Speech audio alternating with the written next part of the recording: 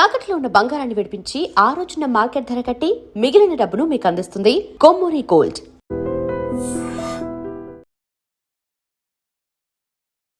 Welcome to iDream.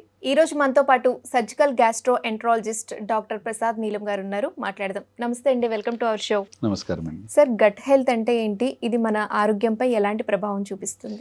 So gut health అంటే ఏంటంటే మన ఇంటెస్టైన్లో ఎంత మంచి బ్యాక్టీరియా ఉంది అనేది యాక్చువల్గా గట్ హెల్త్.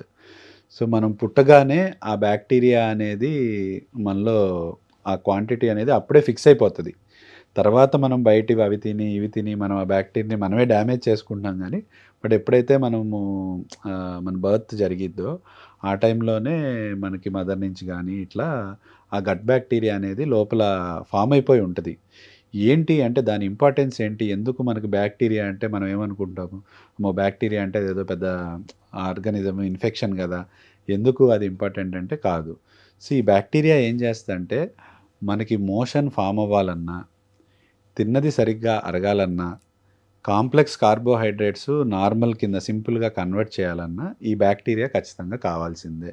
ఈ బ్యాక్టీరియా నుంచి సింథసిస్ అంటే ఉత్పత్తి చెందే పదార్థాలు ఖచ్చితంగా మనకి డైజెస్ట్ అవ్వడానికి, ఫుడ్ డైజెస్ట్ అవ్వడానికి, మోషన్ సరిగ్గా ఫామ్ అవ్వడానికి వీటికి ఈ గట్ బ్యాక్టీరియా అనేది ఉపయోగపడుతుంది. సో వీటిల్ని యాక్చువల్గా పారాసైట్స్ అనలేం. పారాసైట్స్ అంటే మన దగ్గర నుంచి ఫుడ్ తీసుకునేది.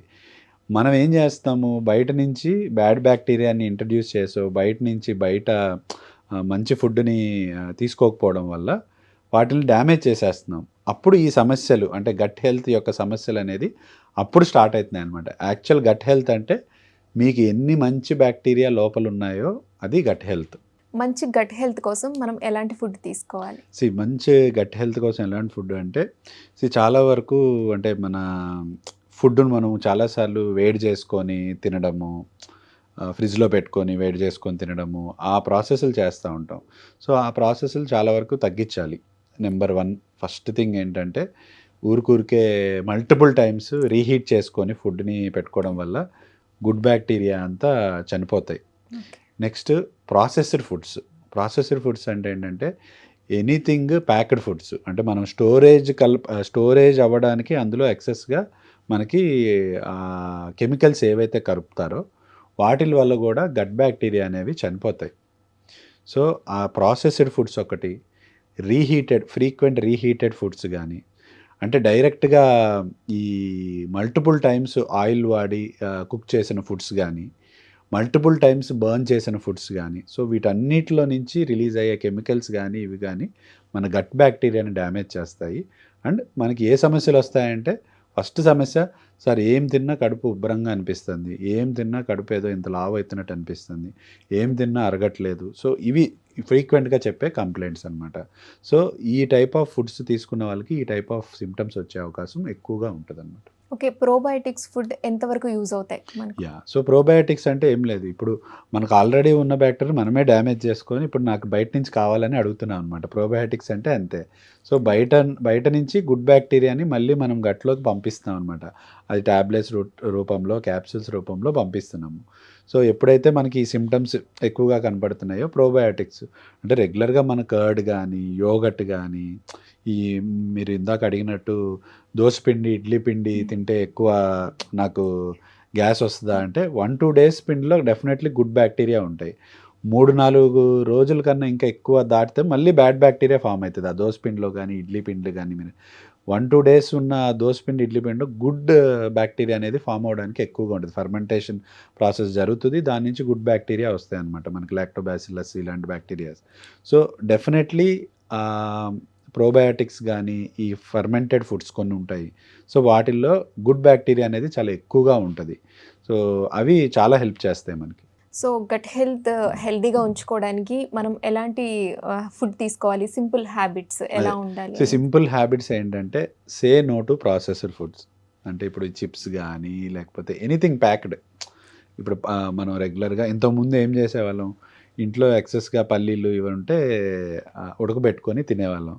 ఇప్పుడు ఏం చేస్తున్నాము, షాప్లో ఏదో ఆర్డర్ పెడతాము, ఫ్రైడ్ పల్లీస్ అని, వాడు ప్యాక్ చేసేసి ఎప్పుడో చేసినవి ప్యాక్ చేసేసి పెడతారు. So that is a processed food. And ఇంట్లోనే మనం బయట నుంచి ఏదో ఆర్డర్ పెట్టుకున్నాం అనుకోండి జస్ట్, సో అవి చాలా వరకు తగ్గించాలి. ఎందుకంటే ఆర్డర్ పెట్టుకొని మళ్ళీ వాటిలో కొంత మిగిల్చి కొంత మనం ఫ్రిడ్జ్లో పెట్టుకొని మళ్ళీ నెక్స్ట్ డేస్ రీహీట్ చేసుకోవడం వల్ల లోపల ఉన్న బ్యాక్టీరియా అంతా డ్యామేజ్ అయిపోతుంది అనమాట. సో గట్ బ్యాక్టీరియా అంతా డ్యామేజ్ అవుతుంది. సో ఈ హ్యాబిట్స్ అనేది చాలా వరకు తగ్గించి freshly cooked food, unprocessed food, సాధ్యమైనంత వరకు ఇంట్లో వండుకొని తినే ఫుడ్స్లో గుడ్ బ్యాక్టీరియా అనేది చాలా ఎక్కువగా ఉంటుంది. Thank you sir.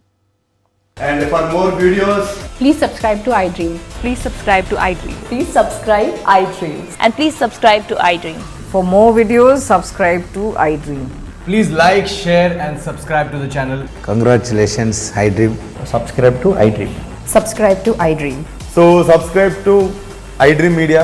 iDream team andarki huge congratulations. Please subscribe iDream Media. Please subscribe to iDream. Subscribe iDream. Please subscribe to iDream. iDream అంటే నా కళల ఛానల్ సబ్స్క్రైబ్ చేసుకున్న నోరు తిరుగుతలేదు, మీరైతే గంట గుర్తు కొట్టండి. For more such videos, please subscribe to iDream. Subscribe to iDream. Please subscribe to iDream. Please subscribe iDream Media. Please do subscribe to iDream. Please subscribe to iDream Media. For best entertainment and information, please subscribe iDream. And don't forget to subscribe to iDream.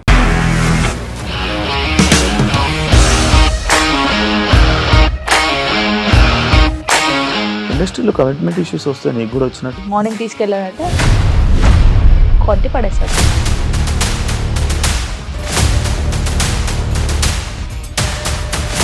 ఒక్కళ్ళు కూడా చూడలేదు ఈ cinema అని చెప్పడానికి కూడా చాలా ధైర్యం కావాలి. అది నిజం కదా, దాంట్లో ధైర్యం ఏంటి? ఇది నెక్స్ట్ డే ప్లేట్ మార్చేస్తే తప్పు కదా. As of now we are comfortable this అని నేను అనుకుంటున్నాను. రష్మిక గారిది మీది ఒకే ఊరంట కదా. నీకు కోపం వచ్చిందంటే బాగా తిట్టేత్తరా? తిట్టేద్దామండి. నిజంగా గేమ్ ని ఎలా చేంజ్ చేయగలిగారు? APSFC వాళ్ళకి 6 నెలల్లో నేను 6 లక్షలు కట్టా. బిజినెస్ చేయాలనుకుంటే it is as difficult as riding a tiger.